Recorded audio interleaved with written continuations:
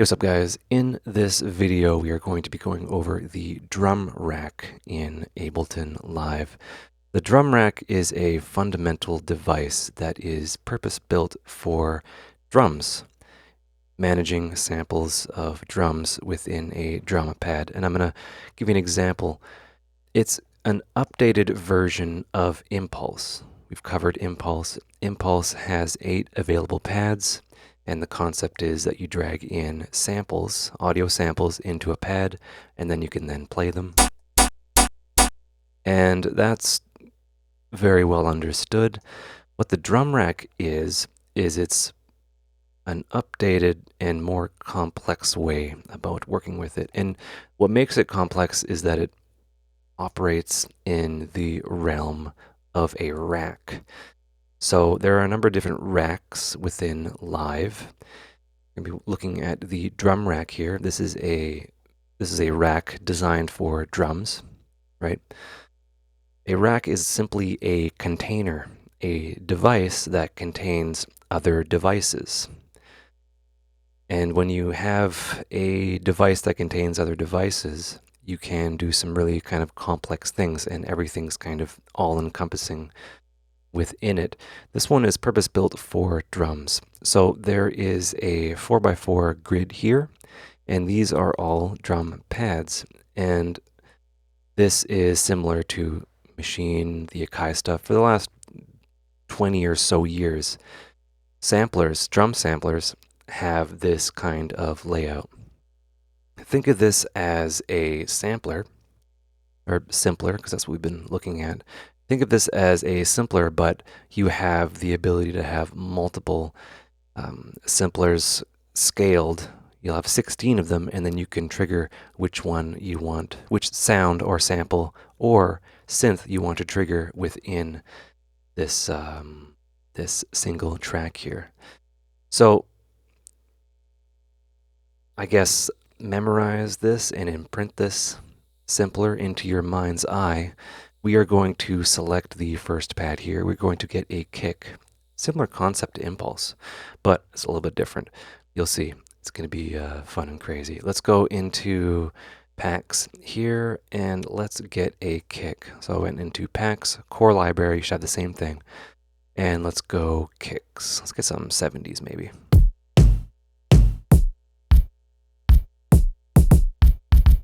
That's cool. Kick there. I'm going to drag that into an empty pad. Bam. What it does is it loads up a simpler, right? And that pad will correspond to that one-shot simpler. And it sounds like this, right? Pretty neat. We go to the next pad, and it is a completely different chain. So what is happening is a note, in this case, it would have been C1, will trigger this pad, which will then trigger whatever is in this pad's chain. So each pad will have its own chain of devices. And I'll demonstrate that now. I'll get a clap so we can visually... Okay, that's good. So we have this pad and then this pad.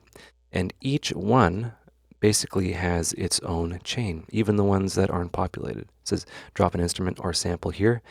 I mean, we'll do that later, but like, yeah, look at that. That's pretty cool. So this is the kick, and what we can do is we can go into the devices so far, and I'll just drop in a channel EQ, post simpler, I should say. And there is the channel EQ. Go over here, it's gone. It's a completely different thing. So this gives us the ability to have a separate track for each sound, and then have each sound triggered by a MIDI clip. And I'll give you an example of how to work with that. I'm going to double click to create a MIDI clip up here in an empty cell. Double click, there we go. And this is the MIDI clip here. We have names for some things. So there's the clap and the kick here. This is the kick, and I can have it like so. So check this out. And we can go back to the drum rack here by selecting the channel down here. And we can see that it's triggering with the play button.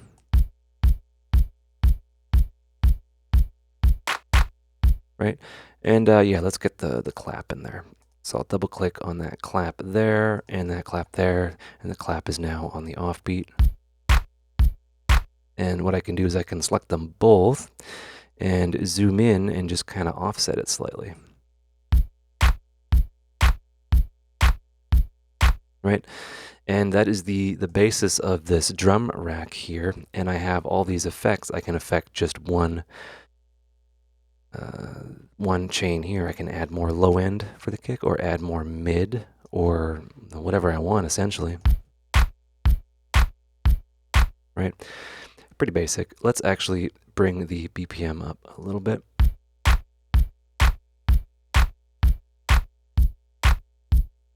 Right? We can do all sorts of stuff. So there is that. And each sampler can be affected. I can bring the volume down or up. I can add filters.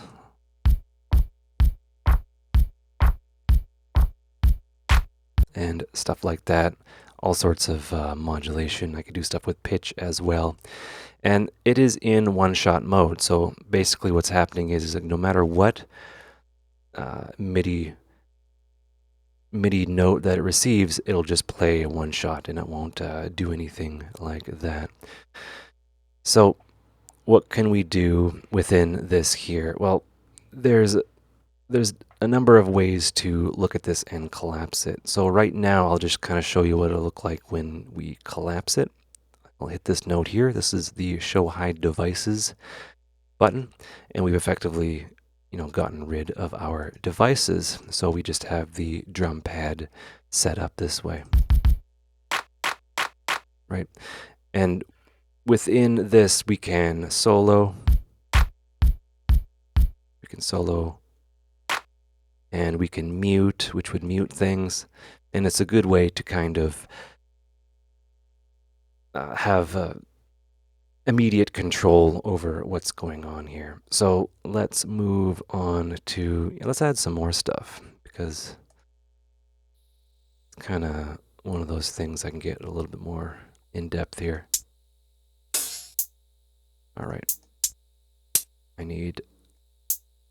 I'll put one of the claps up here. Sorry, hi-hats up here to be a closed hat, and I want an open hat if I can find it. Perfect. Okay, this is good for the example I'm going to be looking at a little bit later. Right? So from here, what gives us a lot of really cool control within the rack environment within Ableton Live is we have the ability to set up macros, right? So I have the device view here. There's also another view up here, which is the show hide macro controls, right? So a macro is a knob that will affect one or more values within the rack that it lives in. And what does that mean? Well, this can do multiple things at once, and it will allow us to have control over things without kind of diving into and trying to find what channel strip or whatever is going on within our drum rack. Like each pad has its own signal chain. I don't want to have to go into here and try to find a thing. I can have things a little bit more descriptive. So I put in this channel EQ over here, and I'll just collapse this sampler here, and I want to have control over the bass boost or the low end of this kick, right? Right? Might be useful to me, right? I can actually right-click on this knob here, and I can map it to one of these 8 macros, and I'll map it to macro 1. And look at macro 1 over to the left. It will kind of rename itself and give us a readout, and then this one becomes grayed out, and I really want to make this obvious. So this right here has been macroed to this macro here. And when I move this, this one is then affected. I am not able to change this because it's locked to this macro. So keep that in mind. I have, it's exactly like a one-to-one recreation, and it's you double click it and it kind of goes back to Unity. If I want this to be a little bit more descriptive, I can actually right click on this and rename. So I'll go kick bass. So this is descriptive, and it says, hey, this is the kick bass. So as we move along, I can get rid of all of the devices within this rack and then just have this macro open, right? This macro option tab, and it'll just give me control over that, depending on what I'm doing, for example. So that is very useful. Let's open up the devices again because I want to see these devices. I want this clap to have an effect on it, and we can use the delay on there, right? And I'll just get rid of the macros for now. This delay, it works. It's useful. But what if I want to have control over which chain I want to send this delay to? I can essentially make a send within the actual drum rack itself. They're essentially self-enclosed units, and there's a lot of flexibility in there. And this is where it can get kind of confusing, and we're going to be going over this in way more detail a tiny bit later. But I'm going to open up this chain list. This will give me a list of all of the chains that I have in this rack, right? So I have the kick here, I can play it. I have the clap here. I have one of the hi-hats here, and then the closed hi-hat, and then the open hi-hat. Right, and I have control over levels here, and I can pan and do all that. I can turn them on or mute them, and it reflects over here as well. So it's very, very useful. You'll notice when I opened up the show and hide chain list, what happened was I got two new menus down below on the side here.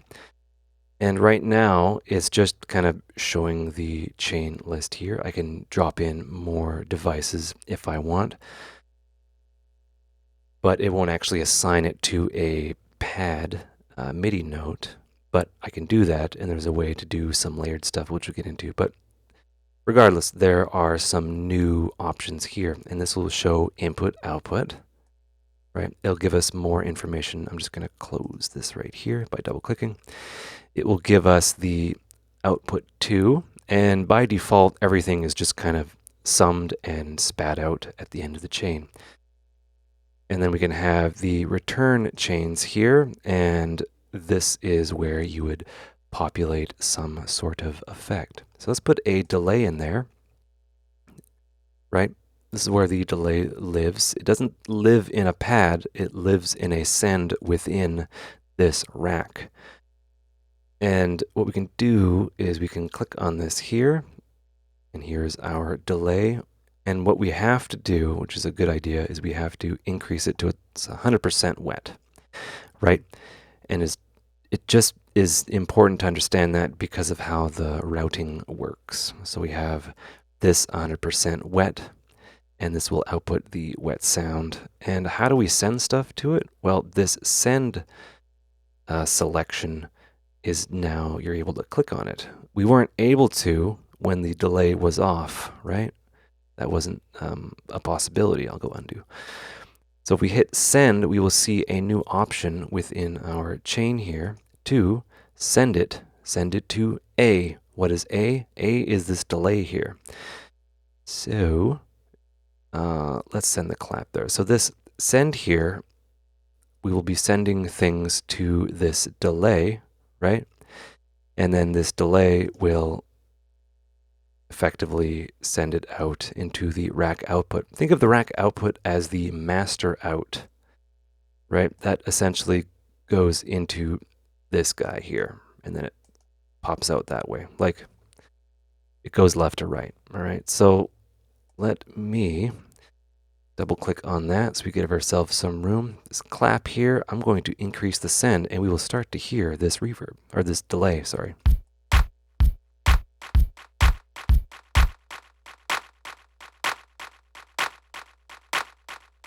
Right?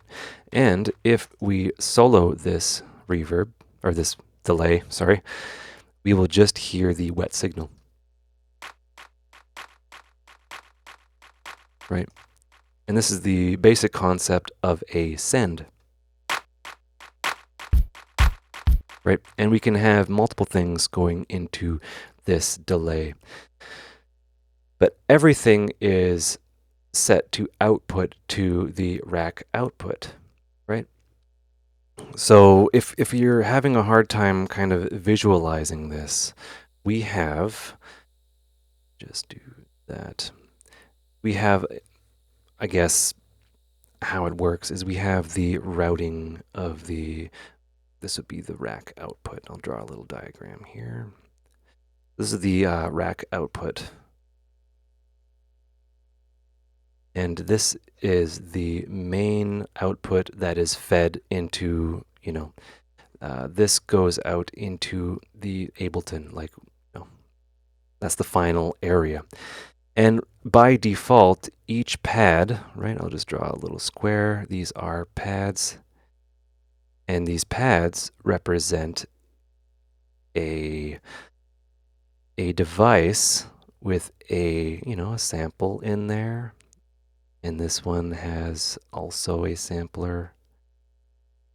And then I guess the kick has an EQ that we have in there. These are all kind of separate. This one has something in there as well. Each one of these is effectively a one-shot sample that we can trigger with our MIDI. Depending on what MIDI note we press, one of these will play, and it will all be kind of fed into the rack output by default. And we have a delay, right? And what is, we have a delay with the numbers on the side there, and we have the filter here, and this is the delay. And this is what is called a send, right? And this is also being sent into the rack output. Like all this is being sent into the rack output, and these are all the drum pads here. You can have the option to send some things into the delay. You split it up, and these can be varying amounts dictated by the send amount here. And yeah, that's effectively what it's doing. And then it's all summed in there together. So let's move on. Hopefully that is clear. It wasn't clear to me right away, but that's effectively what's going on here. Everything is sent to the rack output, but some things are sent to the delay and then to the rack output, but still to the rack output. All right, let's move on to a different concept. Let's say we want to have control over multiple. We want to have control of everything before the output, right? We want to have a master effect that will affect the sound from all pads. We can do that, and I'll just drag one in here. This is an EQ8 for the sake of example, and then I'll put a filter in there as well. And just so it's a little bit obvious, everything is being sent to the rack output. We can get creative with our routing. We can start sending things to the drum rack, EQ8 and auto filter. Like it tells us, we can send everything there now, right? So you notice the send amount has gone away. Everything, instead of going right to the rack output, is now being sent to this bus right here. And in this bus, we have control of the overall EQ tone and an auto filter. And check out this. right? And we can actually map this to a macro. I'll map it to macro 2, and this would be called, yeah, the overall frequency of the entire rack. Right? Pretty neat, right? That's the power of this rack here. And what we can do is we can get a little bit creative. Let's say we don't want that audio of that kick. We can hear it. I don't want it. I'll just make it more obvious by bringing that frequency down. I don't want this audio to go into that filter. I can actually just have that go directly to the route input. So you can kind of get what's going on here. All of these, and I'll color code them red, are going into this purple thing. All of these are being bussed into this purple thing, and there's a filter and all that fun stuff there. And then this kick by itself is just going into the rack output. Or I can have another chain in here, and this could be going into its own separate rack. And I think that's worth demonstrating, but we need to have 2 or more things, or else it's kind of pointless. It's all really flexible, and it all starts to make sense as you get used to it and you can wrap your head around it. This is called, I guess, bussing. And within this, you can do things called serial and parallel effects, and it's all within this routing matrix. And you can actually close it and have just your drum rack and your effects and have all this control and routing under the hood. You don't have to have things within each track and do all this crazy convoluted stuff. So I hope that is clear. I would like to look at some of these options in here. So each pad has a corresponding note that it listens for, right? So kick, this kick here, it can hear all the MIDI coming in, but it will only play when it hears C1. And C1 is, well, that's C3. I just created a new MIDI clip. Down here, this is C1. And this is the note that it wants to listen to. And it'll only play that pad in that sample if it hears C1. So that's essentially what is going on there. And when it hears C1, it will play a note, right? So there's a little bit of logic put in there. It'll just play C3, and we can move that up and down.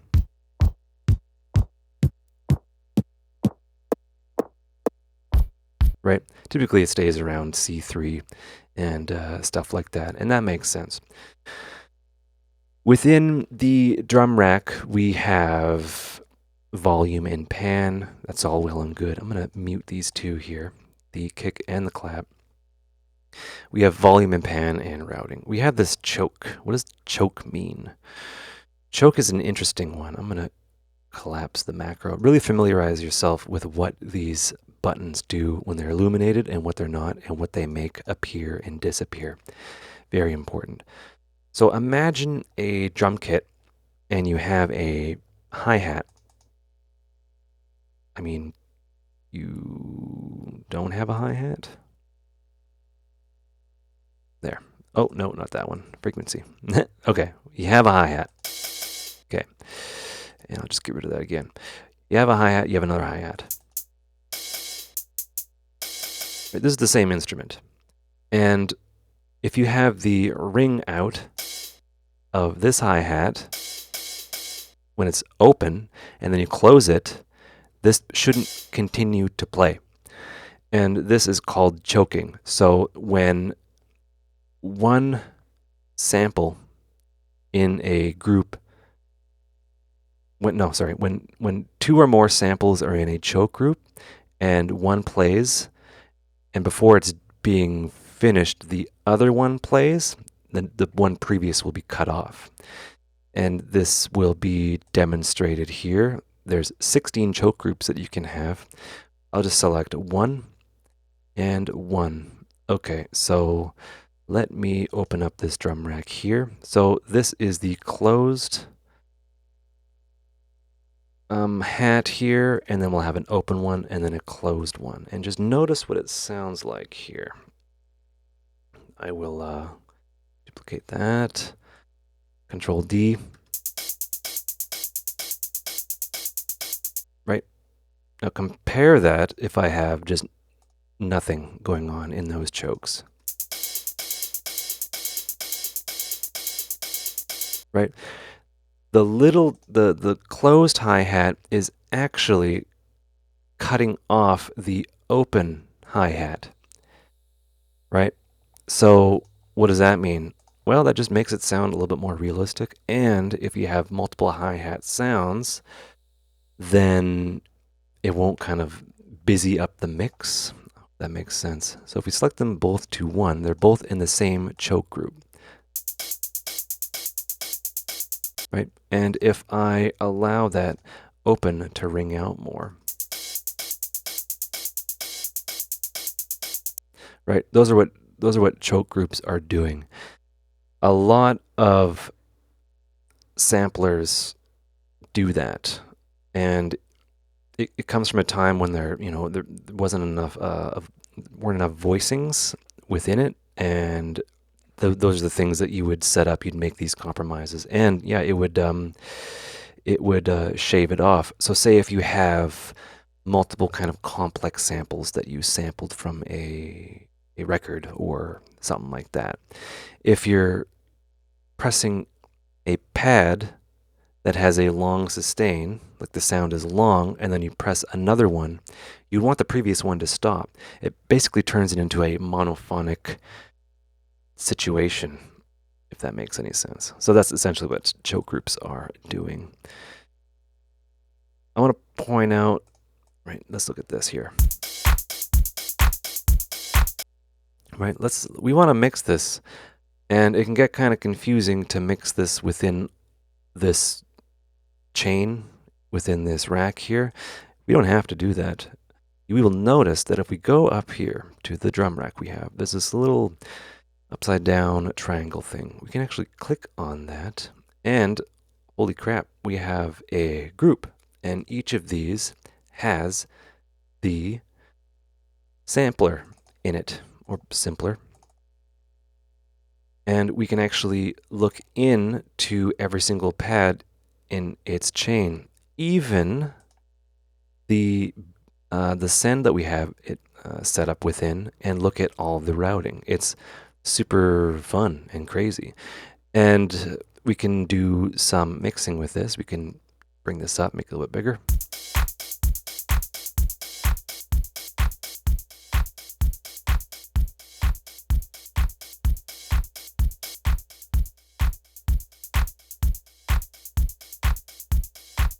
Right?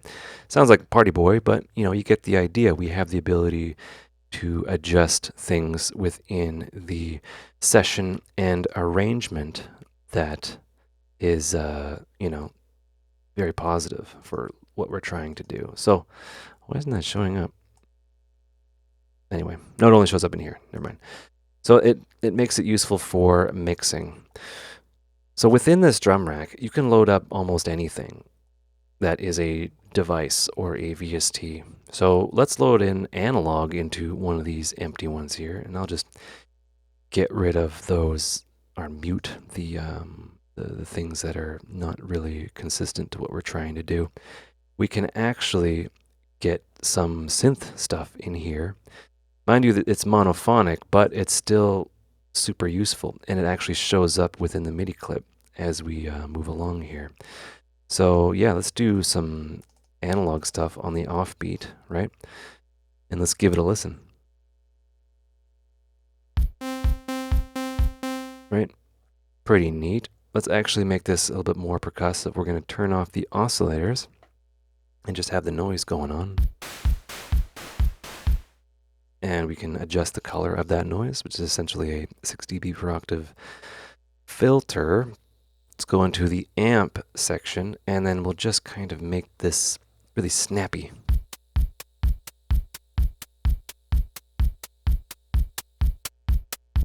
Interesting. We're synthesizing a hi-hat with noise. We can change the filters. Oh my goodness, sorry.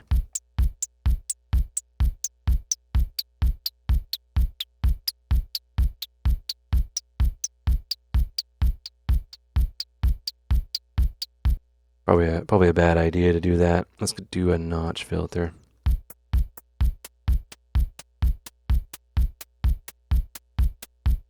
You can do all sorts of stuff with that. It's really fun. And things of that nature. And once we start getting into more kind of complex synthesizer and sound design, we can actually design our own kicks and things like that. And there are these special devices that you can put in here to make some really interesting sounds.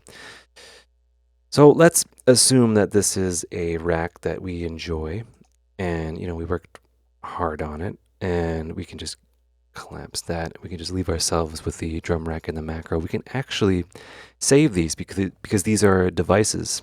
We can save any device that we want. And we can save this by hitting this save icon here. And we can load it up later. So this would be, I guess we'll call it tutorial drum rack.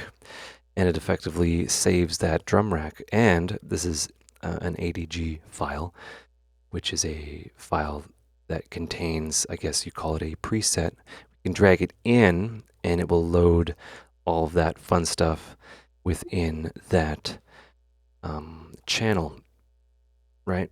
So let's take this maybe a step further. And if we can save these presets, we can load them. Well, there's like a category in the browser for all sorts of drums like this.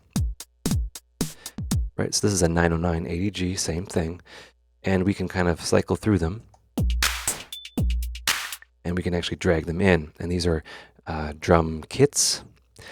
They are, well, we're cheating a little bit. This is the instrument I was telling you about. But each one of these pads is an awesome sound of Doom. And you can do all sorts of fun stuff with that. Double click and it all kind of appears within the piano roll here. And we can, add some shakers. That's not a shaker, really. Oh, hi-hat maybe.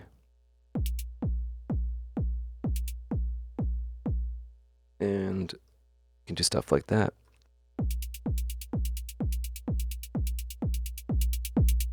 And, if we want, we can drag in other ones. Oh, yeah. That one's more of a drum synthy thing. Oh, it's the 4 AM kit's pretty cool. And the macros are already populated, and they have really cool stuff like drive and transient stuff. We're going to get into that when we get into drum racks. It's going to be awesome.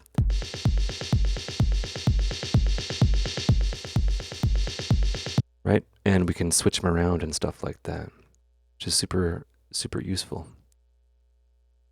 I like this kit.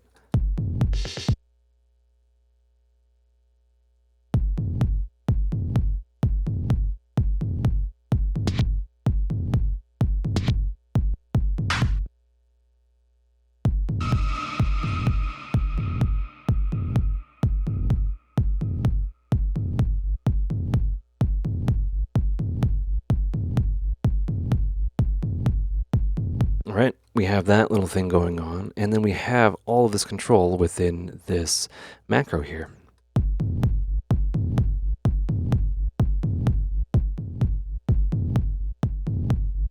Right, it's controlling all these things under the hood. This is the rack master rack output in question, and it contains another rack. And this just kind of demonstrates the flexibility. You can have racks within racks as well. So you can imagine you can get some complex routing going on. And yeah, it's really fun. I think that is everything. I hope you guys enjoyed. I hope you learned stuff. Take care and have a good one.